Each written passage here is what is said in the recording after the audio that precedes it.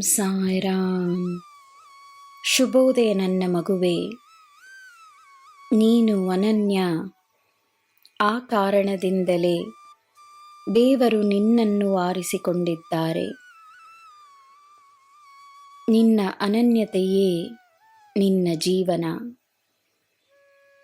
ನಿನ್ನಿಂದ ಏನು ಸಾಧ್ಯವೋ ಅದರ ಪ್ರಕಾರವೇ ನಿನಗೆ ಸಂದರ್ಭಗಳನ್ನು ನೀಡಲಾಗಿದೆ. ಸಂದರ್ಭಗಳಿಂದ ಸಿಕ್ಕಿರುವ ಅನುಭವಗಳು ನಿನ್ನನ್ನು ಬಲಪಡಿಸಿ ನಿನ್ನನ್ನು ಶಾಶ್ವತವಾದ ಸಮೃದ್ಧಿಗೆ ಸಿದ್ಧಪಡಿಸುತ್ತಿದೆ. ನೀನು ಅನನ್ಯ. ನಿನ್ನ ಜೀವನವು ಅನನ್ಯವಾಗಿರುತ್ತದೆ ಎಂದು ನಂಬು.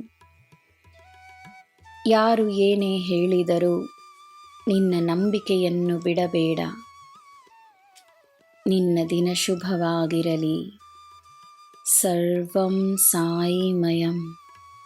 ಜೈ ಸಾಯಿರಾಮ್.